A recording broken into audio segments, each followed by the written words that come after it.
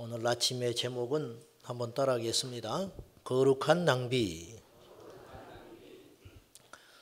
성경의 사복음서에는 같은 내용이, 즉 사복음서의 전체에 거론되고 있는 내용이 많지 않습니다. 생각보다.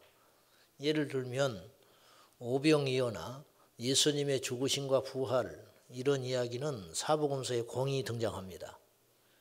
그런데 심지어 예수님이 태어난 이야기도 마태복음과 누가복음만 등장합니다.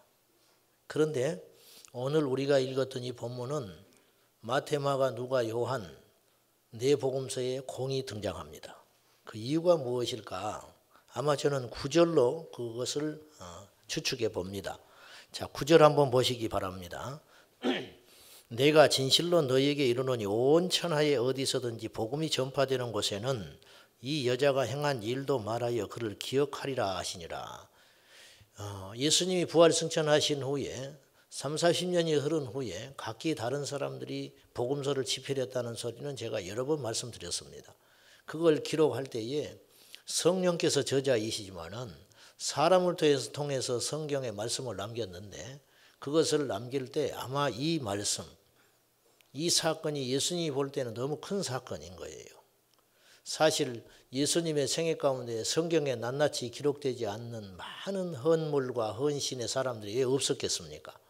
그런데 유독 예수님께서 이 사건을 나의 복음이 전파되는 곳에는 이 이야기도 빠짐없이 증거되도록 해라. 그렇게 당부하실 정도로 이 사건이 예수님께는 대단한 의미가 있었던 것 같습니다.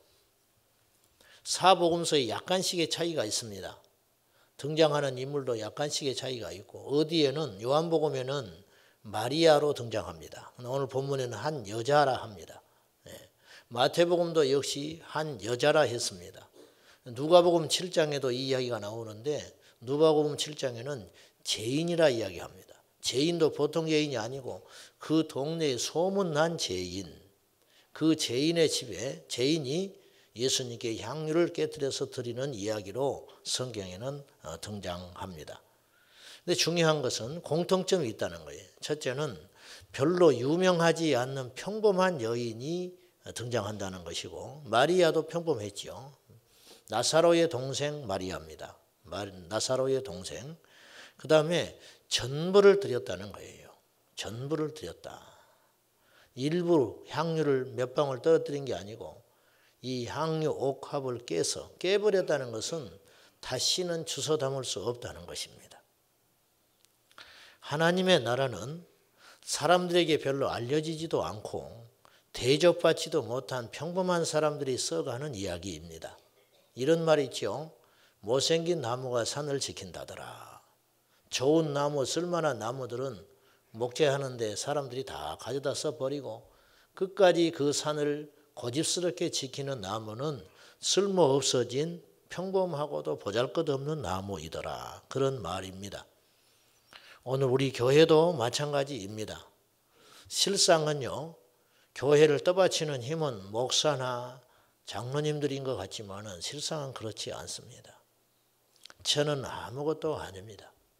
우리 교회를 지난 시간 동안 떠받쳐 왔던 힘은 어디에 있느냐 하면은 말 없이 이름 없이 자신의 자리를 묵묵히 지키며 무슨 소리가 들려오든지 내 눈앞에서 어떤 불미스러운 일이 생기든지 소화해내버리고 이름 없이 빛 없이 주님의 주신 사명을 묵묵히 감당하는 그러한 사람들에 의해서 우리 교회가 여기까지 왔습니다.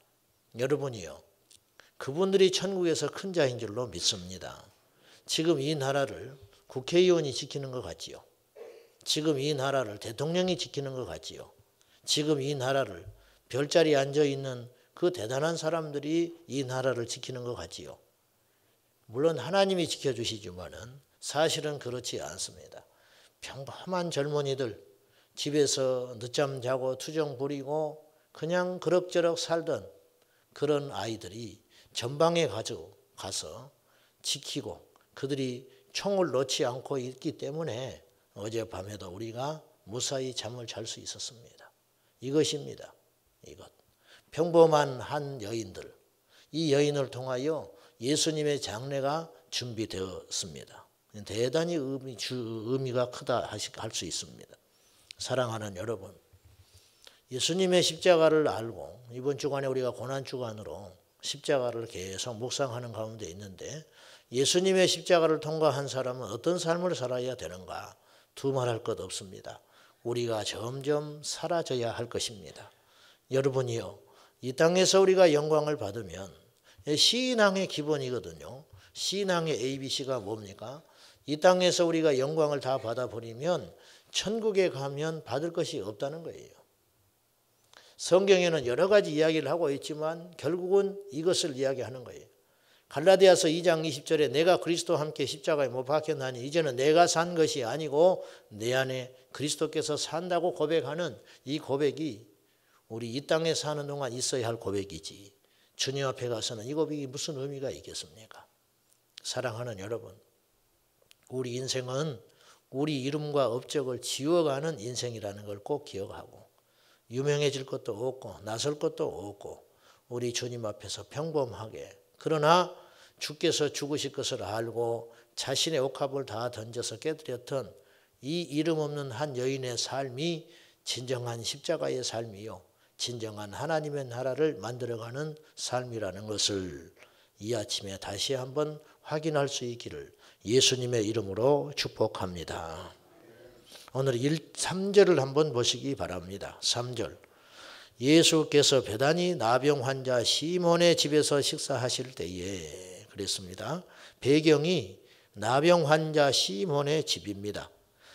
예수님께서 많고 많은 사람들 중에 나병 환자 시몬의 집에 들어갔습니다. 아마 안면이 있었을지 모르겠습니다.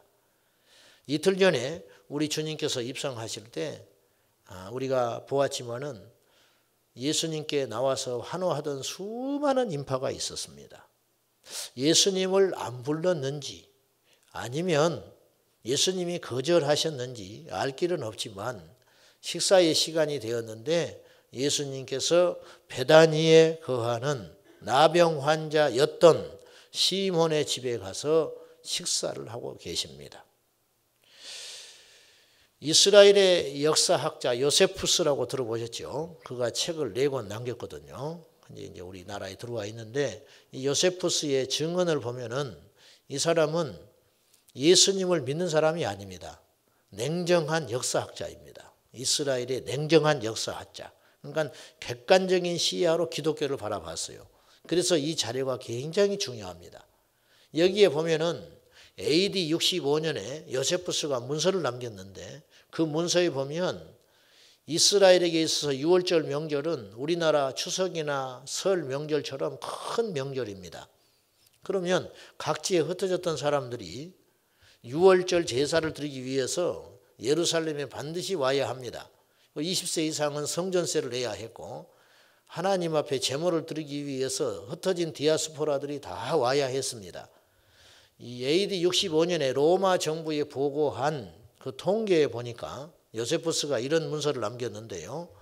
6월절이 되면 동서사방에서 모이는 이스라엘의 백성들의 인파가 어느 정도냐? 약 270만 명 모였다는 거예요. 그 당시 인구 숫자가 270만 명 정도가 모여서 예루살렘에 제사를 드렸다는 거예요. 그때 소요되는 양의 희생 제물로 드리는 양의 숫자만 약 25만 마리에서 30마리까지 봤다는 거예요. 30만 마리. 그러면 예수님이 입성하실 때에는 AD 30년 전후로 본다면은 약 200만 명은 모였을 것이다. 그렇게 학자들은 추측을 합니다. 예수님께서 유월절을 당하여 예루살렘에 입성하실 때 이미 예루살렘에는 200만에 육박한 사람들이 제사를 드리기 위해서 왔습니다. 그러면 예수님께서 나귀 새끼를 타고 입성하실 때 그중에 10분의 1만 구경을 나와도 약 20만 명의 인파가 예수님을 보러 나왔다라고 하는 것이 추측이 가능합니다. 성경에는 숫자가 나와 있지 않았어요. 예수님 입성하실 때 5,000명, 4,000명, 7,000명의 숫자를 기록했음에도 불구하고 예수님 입성하실 때 많은 사람이 나왔다고 했지 얼마라고 명시를 하지 않았다는 것은 그만큼 많은 사람들이 모였다는 반증이 되겠습니다. 그렇게 많은 사람이 모였는데 그중에 예수님이 가서 식사할 곳이 마땅치 않았다. 이렇게 가능한 해석이죠. 그래서 베다니 문둥이 시몬의 집에 가서 식사를 하게 된 겁니다. 여러분, 저도 목사지만은 사실은 직업 정신이 발휘될 때가 있어요. 가고 싶지 않지만 갈 수 있잖아요. 솔직히 그럴 수 있잖아요. 저만 그런가? 여러분도 그렇지. 그런데 나병 환자의 집에 가서 신방을 하는 것도 쉬운 일은 아닙니다. 여러분 실제 보셨습니까? 저는 학교 다닐 때 봤습니다. 특송하러 온 분들, 여수 요양원에서 온 사람들. 말처럼 쉽지 않습니다. 얼굴이 다 뭉개져 있고. 그런데 예수님은 신방하는 거 쉬운 일 아니거든요. 잠깐 들려서 기도하고 오는 것도 결코 쉬운 일은 아닙니다. 그런데 가서 식사를 하는 건 또 다른 문제입니다. 그들이 차려준 음식을 먹고 그 자리에 계셨다. 너무 당연한 이야기지만 예수님의 삶은 그리한 삶이었어요. 우리는 어때요?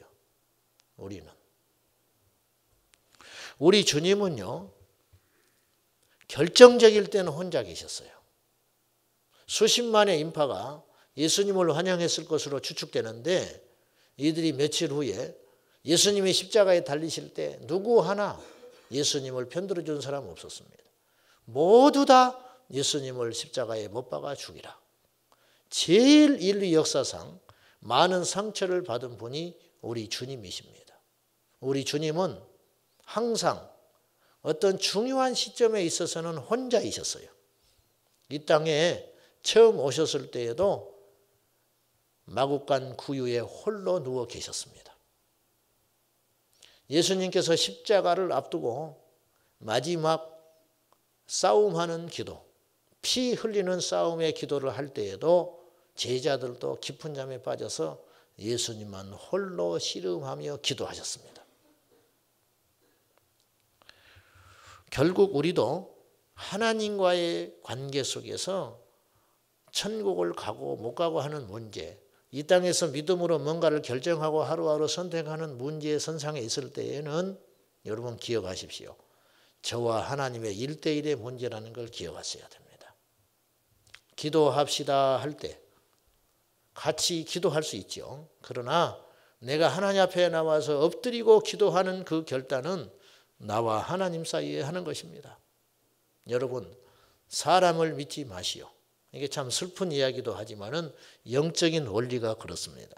사람은 믿지 마십시오. 우리가 믿어야 할 대상은 우리 주님밖에 안 계십니다. 자식 믿어보셨지요? 아내 남편 믿어보셨지요? 형제 믿어보셨지요? 믿음의 선배들도 믿어보셨지요? 믿지 마십시오. 그들은 사랑할 대상입니다. 그러므로 실망할 필요도 없습니다. 기대하지 마십시오. 사람은 다 그런 존재인 것입니다. 여러분 믿을 리 없지만 저도 믿지 마십시오. 저도 별 볼 일 없습니다. 그러니까 제가 무슨 짓을 해도 시험 들지 마십시오. 사람은 사랑해야 할 대상이지 믿어야 할 대상은 아니더라. 우리 주님이 결정적일 때는 혼자 계셨어요. 결정적일 때는. 많은 사람들이 이런 불만을 해요. 우리 주님이 왜 나를 홀로 두시느냐고. 왜 나와 함께 하시지 않느냐고. 왜 내 기도를 들어주시지 않고 나와 함께 하시지 않습니까? 그렇지 않습니다. 주님이 우리를 떠난 게 아니고 우리가 주님을 홀로 두시는 겁니다. 여러분이요, 주님을 혼자 두시지 마십시오. 우리 주님과 항상 함께하는 저와 여러분 되시기를 축원합니다. 주님은 누구의 초대도 거절해 보신 적이 없으셨을 것 아닙니까? 시몬 나병 환자 이 집에도 가셨고 장기도 만나셨고 역겨운 냄새 풍기는 삭개오의 집에도 가셨습니다. 우리에게도 주님은 오십니다. 그 주님을 홀로 두지 마시고 1년 365일 시간 분초마다 우리 주님과 함께하는 주님의 손잡고 승리하는 저와 여러분 꼭 되시기 바랍니다. 오늘 본문의 내용의 핵심은 누가 봐도 이 내용이에요. 엄청난 액수의 향유를 한 무명의 여인이 아무것도 아낌없이 부어버렸다는 거. 이것이 본문의 핵심이죠. 여러분, 이 여인이 부은 이 향유 옥합의 가치는 얼마가 됐을까? 잘 아시겠지만 다시 5절 보십시오. 이 향유를 300데나리온 이상에 팔아 가난한 자들에게 줄 수 있었겠도다. 그랬어요. 이 향유의 가치가 얼마냐면 한 번 부어버린 이 향유의 가치가 300데나리온. 1데나리온은 한 노동자의 품삯의 가치가 있었다. 그 당시 그랬어요. 잘 아시다시피. 그 요즘의 화폐 가치로 따지면 얼마나 될까? 대략 3천만 원 정도의 가치가 있습니다. 하루의 품삯을 10만 원으로 잡고 한 노동자의 하루 품삯을 10만 원으로 잡는다면 이 300데나리온은 3천만 원의 가치가 있다. 크다면 큰 돈이고 적다면 적은 돈입니다. 요새는 하도 거품이 많으니까. 문제는 중요한 건 이거예요. 우리가 주님 앞에 3천도 드릴 수 있고 3억도 드릴 수 있고 우리 집도 내놓을 수 있습니다. 중요한 건 이거예요. 여유가 있든지 그만한 가치가 있다면 그렇게 할 수 있어요. 외국에 교회를 세운단다. 뭐 1,000만 원 헌금할 수 있습니다. 교회 건축을 한다더라. 뭐 집을 내드릴 수 있습니다. 이것도 쉬운 일은 아닙니다. 절대로. 우리 부모님이 많은 재산을 조금 남겨주셨는데 우리 부모님의 이름으로 장학금을 교회 앞에 세울 수 있다. 뭐 이런 일을 할 수 있어요. 이것에 공통점이 있어요. 그건 뭐냐면 이 땅에 흔적이 남는다는 거예요. 그러나 이 여인의 이 헌신 앞에 사람들이 공분했던 이유는 무엇이냐면 쓸데없는 낭비를 한다는 거예요. 한번 부어버리면 말걸.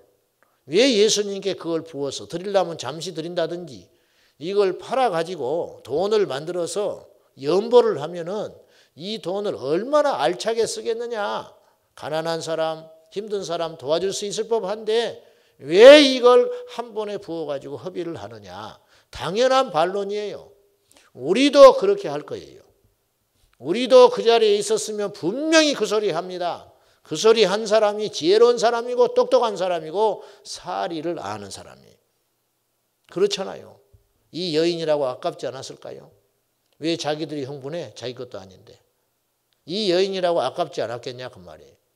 여러분, 이 당시 시몬의 식구들도 있었을 것이고 예수님의 제자들도 있었는데 이 향유를 부은 사건을 이해한 분은 예수님과 이 여인밖에 없었다는 거예요. 내 장례를 위해서 미리 준비하였느니라 그렇게 말을 해도 제자들은 알아듣지를 못해요. 이 여인이 부었던 이 향유는 물질 이상의 가치가 있습니다.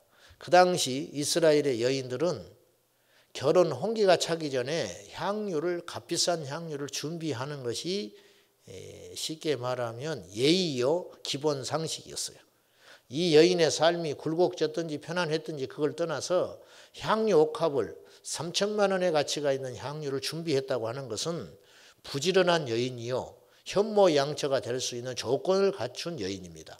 그러므로 혼례자리를 얻을 때 향유를 가진 여인과 갖지 못한 여인은 완전한 차이가 있는 거예요.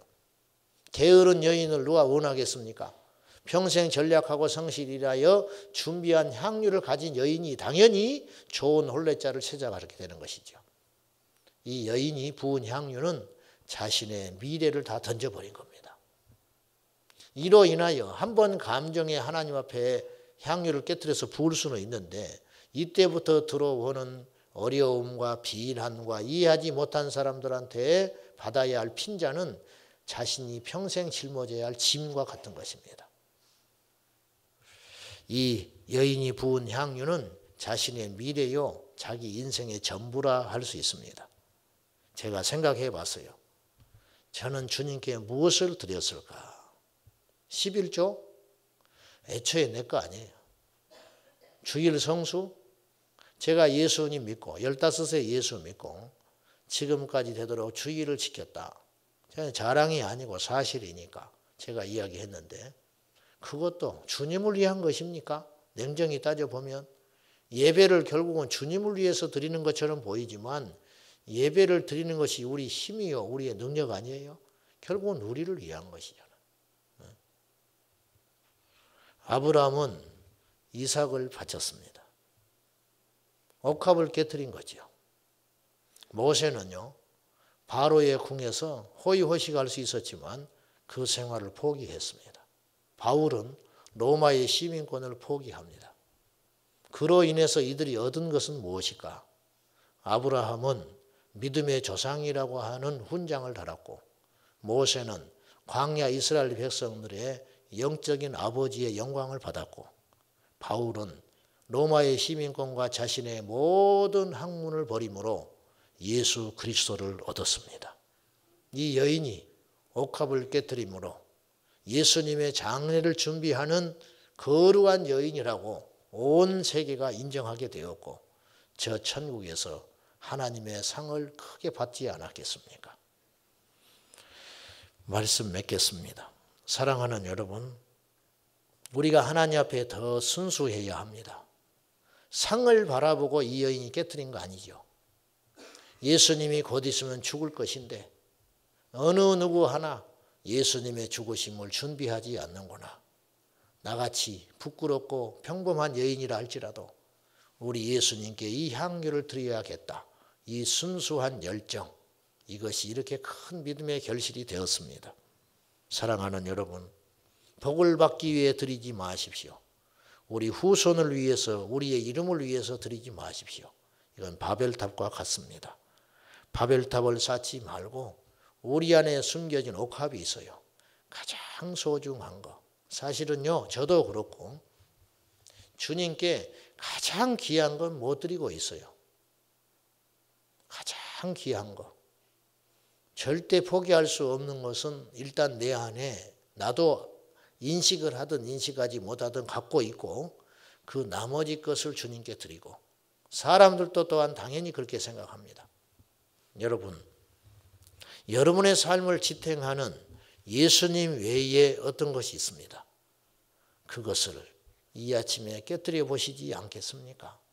여러분의 미래든지, 여러분의 자녀든지, 여러분의 삶의 계획이든지, 심지어는 내 목숨조차도 내 것 아닙니다. 사람들은 순교를 아무나 할 수 있을까요? 주님이 힘주셔야 합니다. 믿음의 경주 아무나 할 수 있을까요? 주님이 힘주셔야 주님 앞에까지 믿음 유지할 수 있습니다. 우리는 아무것도 아닙니다. 우리가 할 수 있는 일이 별로 없습니다. 사랑하는 여러분, 저나 여러분이나 오늘 주님 앞에 옥합을 깨뜨려 주님께 가장 귀한 것, 큰 것이라는 말이 아닙니다. 헌금 많이 해라 그런 뜻 아닙니다. 아직 하나님과 나와 줄다리기를 하면서 내려놓지 못한 것, 저에게는 목회적 성공이 될 수도 있겠지요. 어떤 분은 기도의 응답이 될 수도 있겠지요. 어떤 분은 그 유명한 이름이 될 수도 있겠습니다. 어떤 분은 훌륭한 가문이 될 수도 있겠습니다.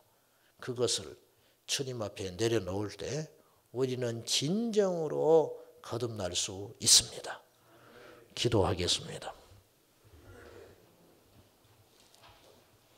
이 시간 우리 말씀 붙들고 기도하실 때, 주여 내 인생의 옥합을 주님께 깨뜨리게 하여 주옵소서. 끝까지 고집스럽게 나를 지탱하고 있는, 예수님 외에 지탱하고 있는 어떤 것, 그거 주님 앞에 오늘 이 새벽에 완전히 깨뜨려서 주님의 향유로 드려진 이 여인처럼 우리 인생을 하나님께 드리게 하여 주시옵소서. 우리 말씀 붙들고 함께 기도드리겠습니다. 거룩하신 아버지 하나님, 이 여인을 보소서. 아버지 하나님 앞에 예수님의 죽으심을 준비하며 장례를 준비하며 주님 앞에 귀한 향유 옥합 깨뜨려 자신의 인생의 전부를 걸었던 이 여인을 보소서. 우리도 그리하고 싶습니다. 아버지 하나님, 육체적 정욕과 자아와 욕심과 이 지금까지 내 살아온 인생의 경험조차도 하나님 앞에는 부질없는 것인데 우리가 그것을 붙들고 삽니다. 마지막 자존심이라 여기고 그것을 붙잡고 삽니다. 아버지 하나님, 이 시간 주님의 십자가 앞에서 우리가 감추어놨던 모든 인생의 야망과 욕심과 쾌락과 정욕과 소중히 여기는 옥합을 깨뜨리되 다시는 돌이킬 수 없도록 완전히 깨뜨려서 주님께 드려진 산제물이 되게 하여 주시옵소서. 이 옥합이 이 여인에게 자신의 인생의 모든 것이듯이 우리 또한 주님 앞에 나의 존재 모든 것을 드려서 하나님께 영광을 돌리게 하여 주옵소서. 사랑하는 아버지 하나님, 이 새벽에 우리 성도들 피곤한 육신과 상황 가운데에서도 고난주간을 지내며 주님 앞에 옥합을 깨뜨리기에 왔습니다. 이 새벽에 완전히 깨뜨려지게 하여 주셔서 속사람이 거듭나서 예수의 사람으로 변화되게 하여 주시옵소서. 그리하기 원합니다. 주님 도와주시옵소서. 사랑하는 아버지 하나님, 그토록 많은 고난주간을 지내왔지만은, 그렇게 많은 십자가에 대한 설교를 들었지만은, 그렇게 날마다 성전에 올라 십자가를 보았지만은 정작 나의 옥합을 주님께 깨뜨리지 못했으니 주여 우리를 불쌍히 여겨 주시옵소서. 하나님의 나라는 무엇을 했느냐에 달린 것이 아니라 무엇을 버렸고 무엇을 깨뜨렸냐에 달려 있으니 우리 아버지 하나님 앞에 우리 안에 깊게 숨겨진 숨어진 동기와 숨어진 욕심들을 깨뜨리게 하여 주셔서 오직 예수 그리스도로 거듭나게 하여 주옵소서.